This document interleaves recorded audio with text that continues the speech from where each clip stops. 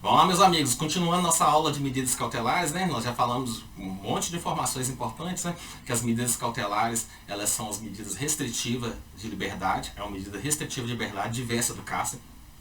Ela traz todo um contexto justamente para evitar a prisão preventiva.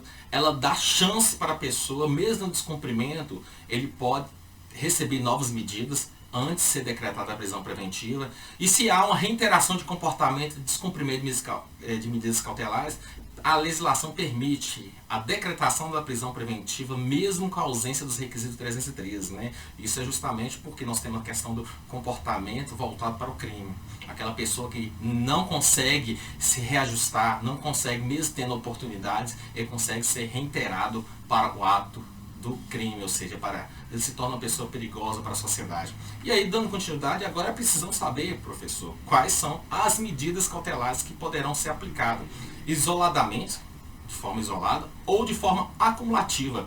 O legislador permite que o juiz escolha medidas isoladas e também medidas aqui que possam ser acumuladas. E essas regras estão no artigo 319. São medidas cautelares diversas da prisão. E a primeira medida que pode ser isolada ou acumulada é comparecimento periódico em juízo. Então você tem que comparecer em juízo, justamente para justificar, assinar um livro, falar o que você está fazendo, trabalhando e assim por diante. Pode ser um comparecimento mensal. Então isso é um dos requisitos das medidas cautelares. Também tem como requisito proibição de acessar ou frequentar determinados lugares, né? Horários e assim por diante. Então o legislador ele pode falar que você não pode ir em tal lugar, ou em determinada situação, por exemplo, casa de prostituição, bares, campo de futebol, ou seja, qualquer lugar que possa provocar a reincidência do seu comportamento voltado para o crime. Então o legislador também permite essa proibição. Também ele é proibido de manter contato, aproximação de determinadas pessoas, né? E se o juiz quiser, ele pode utilizar a tornozeleira aqui para poder policiar. Então nós temos uma medida de afastamento da pessoa, justamente para cumprir as finalidades das medidas cautelares.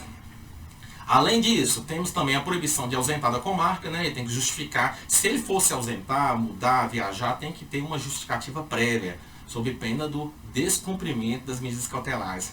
Recolhimento domiciliar no período noturno, então ele pode se recolher. E aí, logicamente, se a pessoa começa a estudar à noite, trabalhar, tem que também fazer uma justificativa para o juiz sobre pena de descumprir a medida cautelar. Né? Então ele tem uma medida cautelar de recolhimento domiciliar, mas se ele pretende estudar, então ele deve fazer essa informação, ou melhor, trazer essa informação para o juiz para poder ter uma ressalva sobre pena do descumprimento das medidas cautelares.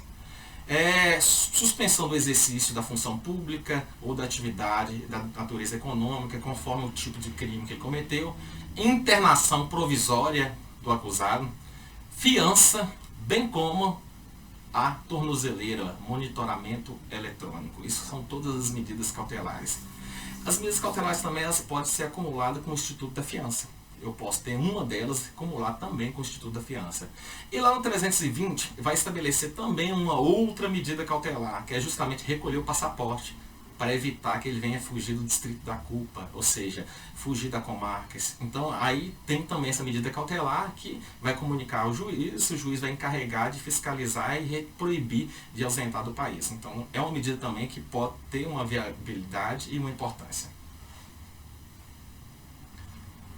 Dando continuidade aos nossos estudos, meus amigos, né? Estamos aqui gravando em casa, né? Diante dessa pandemia. E aí, novamente, eu peço desculpa. Às vezes a gente escuta algum barulhinho e tudo, porque eu estou gravando dentro de casa. E aí, estamos improvisando, mas o objetivo aqui é trazer conhecimento. As medidas cautelares, nós estamos falando delas. E essas medidas cautelares, elas são medidas restritivas de liberdade diversas do cárcere. O que é isso? De novo, as medidas cautelares elas têm uma restrição de liberdade, mas você não vai para a cadeia. Você tem uma restrição de liberdade dentro do seu hábito cotidiano. E nós já falamos dessas diversas medidas lá do 319 e aí surge uma grande indagação. Ora, professor, se as medidas cautelares elas têm uma restrição de liberdade, elas devem aplicar também o Instituto da Detração. E o que seria esse Instituto da Detração? É justamente o tempo que eu fiquei preso, o tempo que eu fiquei restrito à minha liberdade, vai detrair no tempo da minha condenação. Caso eu seja condenado, veja bem, caso eu seja condenado, eu tenho que reduzir ou subtrair esse tempo da minha cadeia, ok? Do meu tempo. Então, imaginemos o seguinte, eu fui condenado. O período que eu tive uma medida cautelar, ele vai ser computado para reduzir, ser subtraído no meu tempo de pena de condenação. A matéria é controvertida, senhores e senhoras. Por quê? A figura da detração está prevista lá no artigo 42. E o artigo 42 estabeleceu quais são as hipóteses da figura da detração. Lá tem prisão flagrante, prisão temporária, prisão preventiva e algumas medidas de internação. Então o legislador, por uma interpretação literal, ele não elencou todas as hipóteses. E a hipótese das medidas cautelares, elas foram criadas no Código Processual Penal, sem ter nenhuma alusão lá do artigo 42, lá no artigo 42 do Código Penal. Então nós temos uma omissão legislativa sobre a figura da detração das medidas cautelares. Porém, a doutrina, a jurisprudência tem construído algumas hipóteses de medidas cautelares que permite a figura da detração penal, artigo 42 do Código Penal. Ora, professor, então quais são essas hipóteses que a doutrina da jurisprudência construiu? Justamente porque são hipóteses que, semelhante a alguns institutos, já ocorre a figura da detração. E aí eu tenho a primeira hipótese, a internação provisória do acusado, lá do 319, inciso 7 do Código Processual Penal. Essa figura admite-se a figura da detração penal. Também acesso de frequentar determinados lugares, o 319, inciso 2º, também é uma das figuras que a doutrina da jurisprudência admite, né? Acesso ou frequência de determinados lugares. Essa proibição de acessar determinados lugares ou frequentar determinados lugares. Também tem se entendido que a suspensão do exercício da função pública ou atividade de natureza econômica ou financeira, lá do artigo 319, inciso 4º, senhores, do artigo 319, inciso 6º do Código Processual Penal, permite também a aplicação da figura da detração. Então nós temos essas três hipóteses mais claras, mais evidentes da figura da detração penal. Continuando essa ideia da detração penal, justamente essa polêmica se dá porque a literalidade do dispositivo não é clara sobre todas as hipóteses do 319. O Código Penal, lá no artigo 42, vai estabelecer: computa-se na pena privativa de liberdade e na medida de segurança o tempo da prisão provisória no Brasil e no estrangeiro, e de prisão administrativa e a de internação em qualquer dos estabelecimentos referido no artigo anterior. Então nós estamos falando do artigo 42.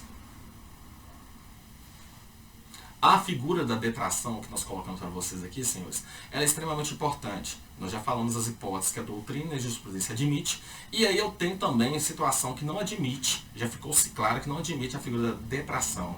A questão da tornozeleira, ou seja, a tornozeleira, apesar que pode ser utilizada tanto na LEP, pelas leis de execução penal, como também na fase processual, como medida cautelar, a tornozeleira ela não é admitida como para utilizar a figura da detração, já está bem claro. Então, a monitoração eletrônica não se permite detração por conta disso. Mais ainda, também o legislador, por conta da omissão do artigo 42, mais ainda também pelo entendimento doutrinário e jurisprudencial, deixa-se claro que também não cabe detração, que é totalmente incompatível com o Instituto da Fiança. Não cabe detração da figura da fiança. Ok, senhores? Passando ainda, nós vamos falar um pouco sobre a prisão domiciliar, que vai ser tema da nossa próxima aula. Prisão domiciliar também não cabe a figura da detração. Aqui, na realidade, a prisão domiciliar ela não é uma medida cautelar. E deixa-se claro que a prisão domiciliar não é uma medida cautelar. Cabe-se a detração, tem entendimento de vários tribunais que na prisão domiciliar processual é admitido também a figura da detração. Porém, a prisão domiciliar, que vai ser um assunto que a gente vai trabalhar na próxima aula, ela não é uma medida cautelar, ela é uma medida de espécie de prisão provisória. Então, a prisão domiciliar, que ela substitui a prisão preventiva, cabe a figura da detração, mas não se encaixa dentro das modalidades de medidas cautelares. Pois bem, senhores, nós queríamos falar sobre esse assunto para vocês. O objetivo aqui é facilitar o diálogo e nesse momento de pandemia, distanciamento, vamos tentar trazer nossas aulas através desse mecanismo. Muito obrigado, até a próxima aula.